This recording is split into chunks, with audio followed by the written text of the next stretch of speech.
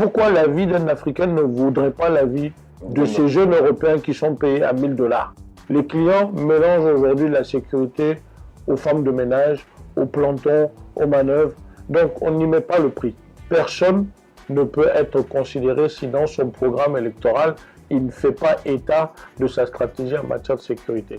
Bien le bonjour les amis, j'espère que vous allez bien. Moi, alhamdoulilah, ça va. Je suis très ravi de vous recevoir une fois de plus sur l'émission AfriTalent. L'émission AfriTalent, vous savez, c'est cette émission qui va à la découverte de ces jeunes Nigériens, ces pépites, ces talents qui font impulser, qui excellent dans leur domaine d'expertise. Aujourd'hui, nous sommes au niveau de la Société nigérienne de sécurité. Nous recevons pour vous aujourd'hui M. Yassine Hassan Diallo. Il a 25 ans de carrière dans le domaine de la sécurité. Il est le PDG du groupe SNS. Il est également fondateur d'une école de formation en sécurité, l'une des premières d'ailleurs au Niger, qui intervient dans plusieurs pays de la sous-région, notamment le Mali, le Burkina, le Nigeria. Il a été également nommé parmi les 100 personnes les plus influentes du Niger et également lauréat du prix des meilleurs bâtisseurs de l'Afrique en 2014. Suivez-nous pour en savoir plus sur son parcours et sa vision.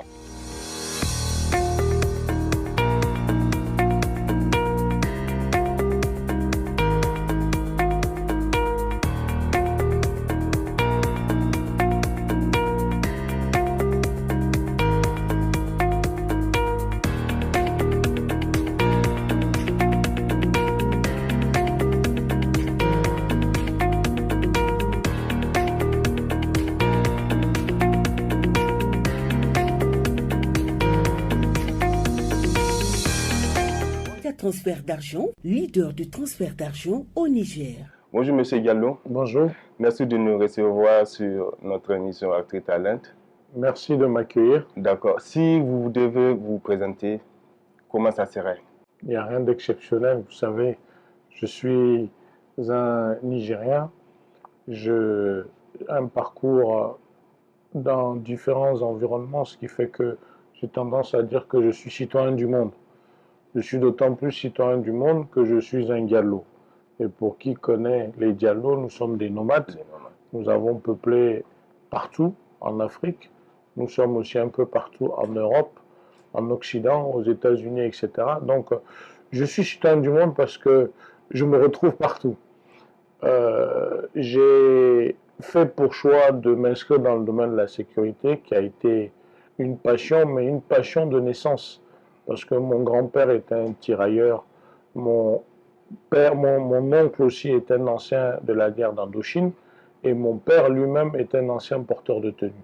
Donc je pense qu'il y avait une prédisposition à ce que je me retrouve dans ce domaine. Je suis quelqu'un qui est assez ouvert sur toutes les initiatives liées à l'entrepreneuriat, parce que j'estime que nous avons des enjeux de taille dans l'environnement qui est le nôtre, dans le continent qui est le nôtre, et personne mieux que nous ne sait ce qu'il est nécessaire de faire. Brièvement, est-ce que vous pouvez nous parler de la Société nigérienne de sécurité et qu'est-ce que vous proposez? Bon, SNS, c'est un groupe. C'est un groupe que j'ai créé en 2009, en fait. Et un groupe, pourquoi? Parce que c'est composé de la structure opérationnelle qui s'occupe de sécurité, que tout le monde connaît. Mais au-delà de ça, il y a aussi une académie. Nous avons eu sur nous l'initiative de mettre en place un espace pédagogique pour former et encadrer les jeunes qui veulent aller vers ces métiers. Il va de soi que pour valoriser une profession, il n'est pas possible de ne pas passer par un cursus. Donc cela a été une de mes ambitions et j'ai eu la chance de croiser le chef de l'État, son Excellence Mahamadou Issoufou en son temps, qui m'a autorisé à créer cette école. Et cette école sert de modèle dans de nombreux pays parce que nous ne sommes pas qu'au Niger. Les gens ne le savent pas forcément, mais le groupe SNS a essayé un peu de rayonner dans d'autres environnements. Et nous proposons, comme toutes les entités, des prestations liées à la protection des biens, à la protection des personnes. Nous faisons de l'escorte, etc. Toute problématique sécuritaire qui relève de notre compétence, nous sommes à même de la faire. Nous sommes actuellement sur les outils modernes. On a quand même mis en place des logiciels qui nous appartiennent de protection individuelle, notamment le bouton panique, hein, qui a fait l'objet d'un grand intérêt sur Canal+, Ouais. sur deux émissions. Et nous sommes à la pointe de la technologie. Toute prestation en matière de sécurité des personnes et des biens, que ce soit par la protection physique, périmétrique, ou que ce soit par les outils modernes, nous sommes à même de le faire. La sécurité est un défi réel au Niger. Oui, La sécurité privée ne déroge pas également à la règle. oui. Quels sont vos défis pour le Niger et pour la sous-région? Il faut même voir ça à plus grande échelle. Aujourd'hui, nous sommes dans un village planétaire. La globalité du monde est dans des problématiques de sécurité. La priorité des priorités. Et pouvoir régler les problèmes de sécurité des citoyens est même devenu un enjeu pour les élections. Personne ne peut être considéré si dans son programme électoral, il ne fait pas état de sa stratégie en matière de sécurité. Notre pays, comme nous le savons, est dans une zone à haut risque, telle qu'on le dit, le Sahel. Nous sommes entourés de foyers, malheureusement, qui sont insécures, et nous avons le devoir, comme partout d'ailleurs, comme tous les États, de prendre des dispositions et de mettre en place des stratégies. Aujourd'hui, j'ai la chance aussi d'avoir été mandaté par mes collègues, mes pairs, pour être président du patronat de la sécurité privée, qui est une institution, une organisation que nous venons de mettre en place, parce que notre premier combat d'abord, c'est de solliciter l'État pour qu'on mette en place une législation. Je pense que les gens ne peuvent pas comprendre et ils doivent même être surpris d'apprendre qu'au Niger, c'est un domaine qui n'a pas de législation. Wow. Et c'est extrêmement sensible. Aujourd'hui, vous laissez un médecin ouvrir une clinique, il opère. Vous laissez quelqu'un qui n'est pas médecin ouvrir une clinique, vous en faites un criminel. Donc il va de soi que la sécurité, la première des priorités pour nous en tout cas, c'est qu'on mette une législation. Ensuite, que l'État voit comment le secteur privé peut l'appuyer. Parce que nos États sont dans des impératifs budgétaires énormes. Énormes. Ils ne peuvent pas tout faire. Et pour autant, ils ont le devoir d'accompagner cette croissance à 2 chiffres. Dans un environnement dans lequel il y a un taux de natalité assez fort, dans lequel il y a des projets d'investissement, un pays qui a à construire. Hein, c'est même une région à construire, un continent à construire. Donc pour nous, la sécurité privée peut parfaitement jouer tout rôle que l'État lui solliciterait, d'accord, dès lors que ça permet aux autres acteurs d'aller sur d'autres missions. D'accord, mais en termes de réalisation, quelles sont les réalisations que vous avez eu à faire sur le terrain qui puissent vous donner cette légitimité auprès de l'État? Bon, je pense que SNS est extrêmement connu. SNS est connu pour avoir été quand même une société parmi tant d'autres qui a essayé d'insuffler une nouvelle dynamique, qui a essayé d'aller sur une professionnalisation, parce que je le rappelle, en son temps, on parlait de Zarzar Sogui, on parlait de gardiens. Aujourd'hui, cette connotation a disparu pour aller vers des agents de sécurité. Pourquoi? Parce qu'il y a eu une école, parce qu'il y a eu le besoin d'attirer vers la profession des jeunes diplômés. Aujourd'hui, nous sommes des entités qui emploient des universitaires, qui emploient des étudiants, parce que nous-mêmes, nous avons vécu de ça. Parce que moi, pour anecdote, moi, je suis pas... j'ai fait la sécurité pour des raisons alimentaires en Europe, et c'est à partir de là que j'ai voulu créer. Donc, au-delà de SNS, nous avons eu quand même à mettre en place une école qui est une innovation. L'école est une première, ça n'a jamais été mis en place, c'est une première régionale. Et ce modèle-là sert de modèle dans d'autres pays, dans d'autres environnements, dans lesquels nous allons pour tirer expérience de leur expertise et aussi apporter notre petite contribution. Donc je pense que la légitimité, moi je n'ai pas à me prévaloir de quoi que ce soit. Je laisse l'extérieur en juger, je laisse les citoyens en juger et je laisse l'État en juger. Et les actions également parlent d'elles-mêmes. Bon, en général, on ne fait pas éloge de choix. Lorsque vous travaillez, vous laissez l'extérieur apprécier. Je pense que l'environnement aujourd'hui de la sécurité, bon, c'est un environnement qui est restreint. Tout le monde connaît tout le monde. Et les citoyens peuvent aujourd'hui, au vu de ce qu'ils ont pu observer sur 10 ans, 15 ans, savoir si SNS a apporté une touche, une valeur ajoutée ou pas. Vous avez également été lauréat de plusieurs prix, comme les grands bâtisseurs de l'Afrique, je crois que c'était en 2014. Oui. Vous avez été également nommé parmi les 100 personnes les plus influentes du Niger en 2020. Qu'est-ce que cela représente pour vous C'est gentil, vous savez, moi je ne suis pas derrière les titres hein, ou les trophées. Les meilleurs trophées, c'est ce qu'on réalise. Pour moi, l'intérêt que nous avons, c'est d'impacter les jeunes. À un moment de la vie, on a le devoir de tirer les autres vers le haut, à travers la petite expérience qu'on a eue, à travers les capacités que nous avons pour pouvoir assister ceux qui en ont besoin. Parce que nous aussi, à un moment de notre vie, on nous a tendu la main. Personne ne se fait tout seul. Donc c'est une lourde responsabilité, c'est aussi une fierté, mais pour moi, le véritable challenge, c'est de contribuer dans la vie sociale des gens. Voilà la raison pour laquelle je n'ai pas voulu aller vers l'appât du gain. C'est vrai que quand vous créez une entreprise, c'est pour gagner, c'est pour réussir, mais j'ai surtout voulu aller vers la création d'emplois. Pour une jeunesse qui a besoin d'emplois, pour une jeunesse qu'on a besoin de maintenir sur notre continent, pour une jeunesse à laquelle on doit vendre l'idée que nous pouvons réussir. D'accord? Où qu'on aille, quoi qu'on fasse, la réussite, elle est intrinsèque à nous.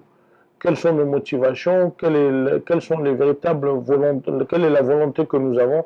Et pour moi, en fait, toutes ces reconnaissances hein, qui me vont droit au cœur, hein, je ne peux pas minimiser la chose, bien au contraire, sont une épée Damoclès de plus. C'est le devoir davantage de persévérer et d'être utile à cette jeunesse-là qui nous fait confiance et qui croit en nous. Voilà, parlons d'utilité. SNS, peut-être c'est une question un peu discrète. SNS emploie combien de jeunes, par exemple? Bon, vous savez, vous savez je sais que le groupe que nous avons est un groupe qui a beaucoup vu tourner du monde. Pourquoi? Parce que d'abord, il faut être très clair, nos professions, il y a beaucoup de turnover dedans. Beaucoup de personnes viennent pas pour en faire carrière, mais pour juste servir de tremplin. Certaines vont au concours d'entrée à la police, certains vont au concours d'entrée dans l'armée, certaines aussi, c'est juste le temps de pouvoir mettre un peu de trésorerie de côté, continuer des études, etc. Mais nous avons vu passer des milliers et des milliers et des milliers de jeunes hein, auxquels j'espère que la société a été utile. Et surtout que nous sommes quand même en dehors du Niger, dans d'autres pays. Oui.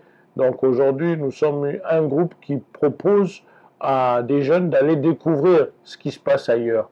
Parce que pour nous, voyager aussi, c'est l'un des atouts que la jeunesse doit exploiter. Et après votre passage sur l'émission Réussite, je crois que c'était en 2020 également, on a remarqué que vous avez un peu disparu des écrans, que ce soit sur les télévisions, les réseaux sociaux. Qu'est-ce qui explique cela? C'est vrai, je suis comme de nombreux chefs d'entreprise, j'ai eu un burn-out. J'ai passé une période extrêmement difficile en 2019. J'ai subi une intervention chirurgicale. Cela m'a mis out pendant de nombreuses années, à peu près 3 ans. Et en 3 ans, il y a beaucoup de choses qui évoluent. Mes 3 ans d'absence, mes 3 ans de convalescence, parce qu'il fallait que je récupère, il fallait que je reprenne sur moi-même. Souvent, le chef d'entreprise, quand il se bat, il pense qu'il a un robot. Il oublie qu'il est fait de chair, il est fait de sang. Et la réalité nous rappelle alors non. Donc, j'ai eu une expérience extrêmement douloureuse, mais Dieu merci, par la grâce de Dieu, je suis encore là. Alhamdoulilah, je suis encore là. Et j'essaie de reprendre mes activités là où je les ai laissées. Mais en 3 ans, 4 ans, je vois que il y a eu beaucoup d'évolutions, il y a eu beaucoup de mutations, il y a eu beaucoup de situations nouvelles. Mais comment comptez-vous rattraper ces 3 ans perdus-là? Parce qu'on a vu, il y a vraiment, comme vous l'avez dit, une grande évolution, les choses se sont passées rapidement. Comment comptez-vous réellement vous adapter à cette situation? Bon, vous savez, moi je suis un homme d'enjeu et je pense qu'il n'y a rien d'exceptionnel. Aujourd'hui, le monde de la sécurité répond à des principes. Il faut suivre les mutations, il faut impulser une dynamique et j'aime impulser la dynamique qu'il faut. Voilà, il faut juste que les acteurs nous accompagnent aussi parce que le plus grand défi que nous avons aujourd'hui, c'est de sécuriser notre environnement par nos propres moyens. Moi, ma plus grosse crainte, et cela fait partie des choses qui m'ont affaibli, et je le dis, nous sommes aujourd'hui pas dans une concurrence toujours loyale. Aujourd'hui, c'est vrai, la SNS a été connu. On a fait l'objet de 2 émissions sur un canal. Ça veut dire que nous suscitons un intérêt. Ça veut dire que nous sommes un modèle pour le Niger et pour l'Afrique. La sécurité, c'est quand même quelque chose d'extrêmement sensible. C'est quelque chose qui est un enjeu qui relève même de la souveraineté. Nous avons besoin de dynamiques nouvelles dans le volet de la sécurité. Les défis sont là, c'est arriver à nous sécuriser nous-mêmes. La sécurité, c'est un droit pour chaque citoyen et c'est un devoir de l'État. L'État permet à des privés de pouvoir mener certaines activités, mais ces privés aussi, on doit leur donner les moyens de vivre de leurs activités. Aujourd'hui, comme je l'ai dit, l'enjeu qui a de taille, c'est de faire en sorte que les structures nationales ou les structures sous-régionales ou continentales qui ont la capacité de mener à bien ces missions-là soient privilégiées, d'accord, et non l'inverse. Donc, si nous, dans notre propre environnement, nous nous retrouvons avec l'incapacité de vivre de notre activité, alors où est-ce qu'on irait? Et le vrai défi à l'instant T, c'est ça. C'est arriver à consolider les relations entre les entités qui font la sécurité comme nous et faire en sorte légitimement de demander ce qui nous revient de droit. Il va de soi qu'un environnement tel que le Niger, où nous avons du pétrole, nous avons de l'uranium, nous sommes en train de construire le pipeline, nous avons, Dieu seul sait, de la richesse, ces espaces-là doivent permettre quand même à chaque entreprise de sécurité de vivre décemment, à chaque promoteur qui a pris des risques. Parce que l'entrepreneuriat, c'est une prise de risque. D'accord. À chaque promoteur qui a pris des risques, qu'il puisse se retrouver par rapport à ces prises de risques-là.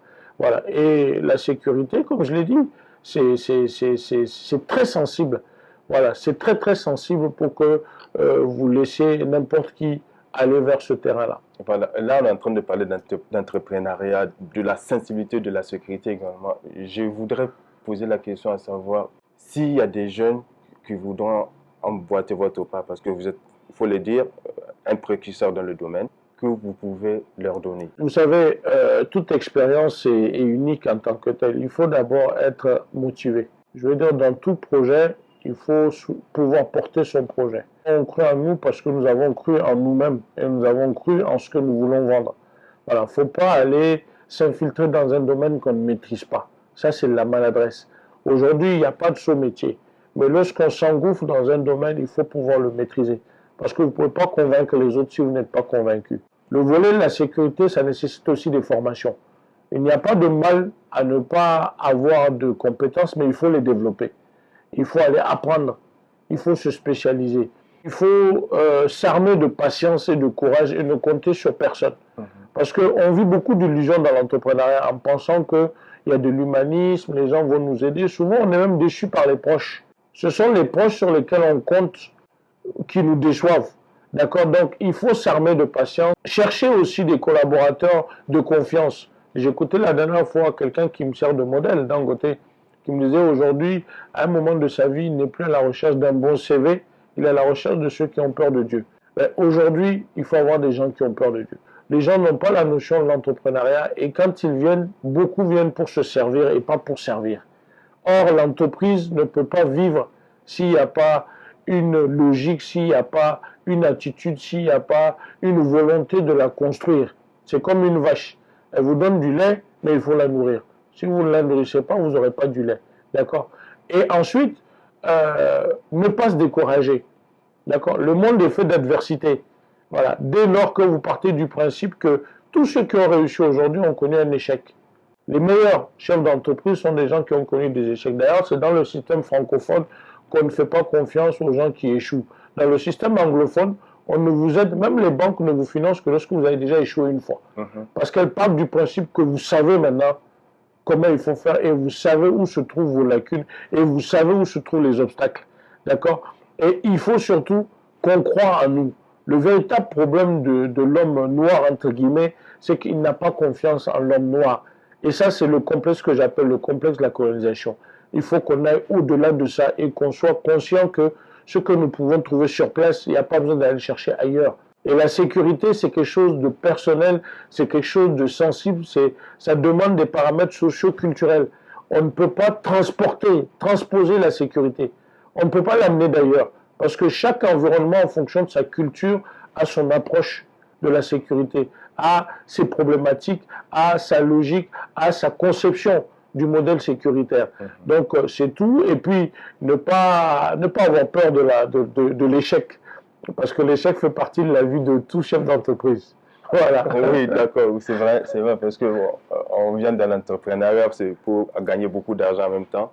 C'est des paroles populaires, les gens se le disent. Hein. D'accord. Dans la ville, on entend dire que voilà, les gardiens que vous avez ne sont pas bien payés, que vous profitez de leur salaire pour vous enrichir vous-même. Oui. Voilà, je parle en général. Oui, bien sûr. Je parle en général, c'est pas bien sûr. spécialement visé. Bien sûr. Voilà, donc qu'est-ce que vous pouvez nous dire sur ce que les gens disent? Franchement, c'est une très bonne question et je suis très content que vous la posiez.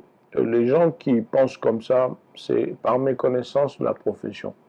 Et je vous donne pour anecdote, j'ai recruté il n'y a pas longtemps un très haut cadre de l'État qui est parti à la retraite, un ancien général même de police, et il était dans le secteur public et il avait une idée très particulière de notre monde et de notre environnement et de la manière dont nous traitons nos collaborateurs et le personnel. Et c'est lorsqu'il a été mandaté sur les missions que je lui confiais qu'il a réalisé beaucoup de choses. Il a réalisé d'abord que c'est une profession qui n'est pas du tout valorisée. Les clients ne sont pas prêts à y mettre le prix. Or, pour bien salarier quelqu'un, il faut qu'à la fin, le produit fini qui est vendu soit valorisé. Les clients mélangent aujourd'hui la sécurité aux femmes de ménage, aux plantons, aux manœuvres. Donc, on n'y met pas le prix. La deuxième des choses, c'est que ceux qui exercent eux-mêmes la profession n'en sont pas convaincus. C'est incroyable, hein? C'est-à-dire, on se met dans une profession, vous allez prendre les agents de sécurité, vous allez voir qu'eux-mêmes ont du mal à se valoriser parce qu'ils sont convaincus que la société ne les valorise pas. Ils ne sont pas fiers, ils se cachent parfois même de faire cette profession. Et dès lors qu'on ne valorise pas la profession, dès lors que psychologiquement celui qui l'exerce lui-même se prend pour quelqu'un qui est au bas de l'échelle, il ne sera pas valorisé. Donc on se met, à travers ces difficultés de salaire, à faire 2 emplois. Parce que le domaine étant mal payé, parce que les clients payent mal, la personne fait 2 emplois. Et c'est ce qui explique d'ailleurs que beaucoup de problèmes que nous avons, à 99%, à 90%, c'est le sommeil. Pourquoi? Parce que les gens font un double emploi. Le salaire ne suffit pas. Mais moi, je fais partie des gens qui se sont battus et qui ont crié haut et fort que, pour moi, j'ai été en Europe, j'ai eu cette chance-là. J'ai vu comment les gens sont payés jusqu'à 1 000 $ par mois. Ça fait 500 000. Et pourquoi la vie d'un Africain ne voudrait pas la vie de ces jeunes Européens qui sont payés à 1 000 $? 1 000 $. Aujourd'hui, même la semaine passée, un jeune agent a été tué dans le cadre de son travail. Pour gagner combien? 35 000.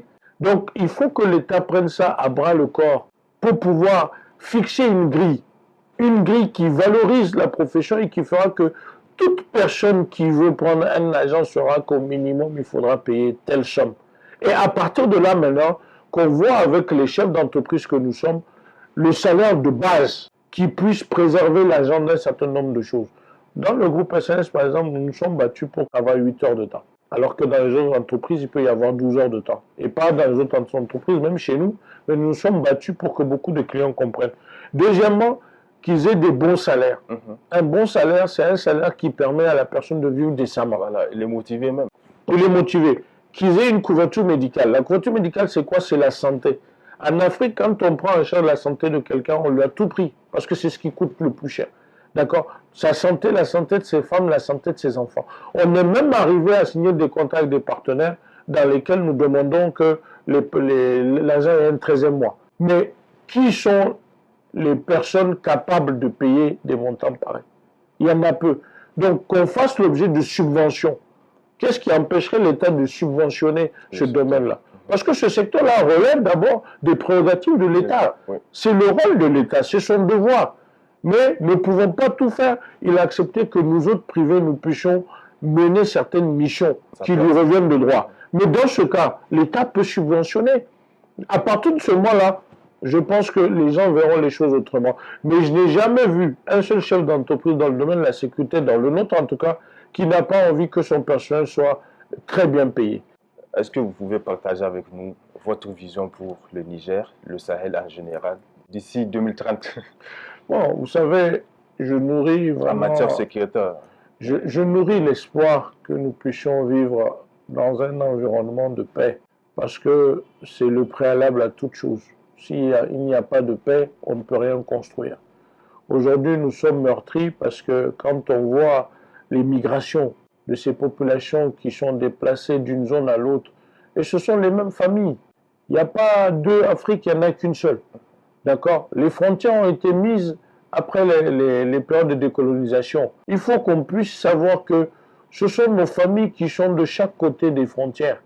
Et pour moi, je vis l'espoir qu'on puisse avoir une Afrique unie, dans laquelle nous allons parler avec la même orientation, dans laquelle on va avoir les mêmes ambitions, dans laquelle les adversités vont disparaître. Et je pense que cela est possible. Des gens ont cru à cette Union africaine-là, d'accord? Ils sont morts pour s'être battus pour ça. Et nous, la jeunesse, nous devons servir de relais. L'Afrique a tout ce qu'il y a de plus riche. Ce qui me choque, qui me fait mal, c'est qu'aujourd'hui, tout le monde est conscient des opportunités qu'il y a en Afrique. Tout le monde est prêt à exploiter ces opportunités, sauf nous qui sommes les Africains. Donc, que le Niger puisse avoir un climat apaisé, que chaque citoyen de ce pays-là se sente valorisé et puisse savoir qu'il peut jouer son rôle en tant que citoyen. Qu'il n'y ait pas d'exclusion, parce que quelle que soit la forme d'exclusion, ça entraînera des crises. Chacun a sa place. Dès lors que vous êtes, comment ça s'appelle, dans cet espace, sur ce continent-là, j'estime que l'entraide doit être une priorité. Donc nous, les chefs d'entreprise, nous avons le devoir aussi de conscientiser cette jeunesse-là, de la faire s'éloigner de l'appât du gain facile. D'accord? Qu'on fasse le culte de l'excellence. Nous perdons cela en Afrique aujourd'hui. Aujourd'hui, les gens pensent qu'il vaut mieux aller se coller à un parti politique qu'aller se battre en valorisant ce qu'on sait faire. Et qu'on aille aussi vers des métiers techniques. Les longs cursus universitaires, là, ce n'est pas fait pour tout le monde. L'Afrique a besoin de main-d'œuvre qui soit consommable tout de suite.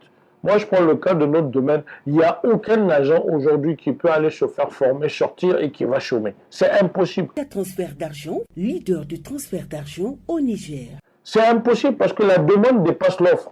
D'accord? Que les gens sortent des secteurs saturés, finance, banque, informatique et autres. C'est vrai, c'est joli. On a une belle cravate, on se balade. Au finish, est-ce que ça nous nourrit? Ça ne nous nourrit pas. Moi, je prends le cas de l'école. L'école peut être un très grand créneau pour lutter contre le chômage. Parce qu'aujourd'hui, on forme les gens sur les caméras, la vidéosurveillance. On forme les gens sur le contrôle des bagages, les scanners. On forme les gens sur l'escorte des missions. Mais ce n'est pas du gardiennage. Ce n'est pas du gardiennage. Et dans ces professions, vous pouvez vivre très bien, vous pouvez gagner très bien votre vie.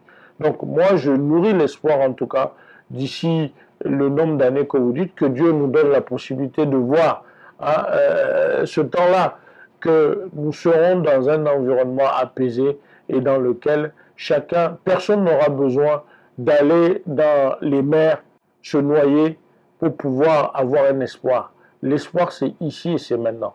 Voilà. Merci beaucoup, monsieur. Merci. Merci de nous avoir suivis sur l'émission AfriTalent. J'étais avec monsieur Yassine Hassan Diallo, PDG de la Société nigérienne de sécurité. Je vous invite par ailleurs à nous suivre sur nos réseaux sociaux, Facebook, Twitter et sur notre chaîne YouTube pour plus d'émissions. Merci beaucoup. À la prochaine.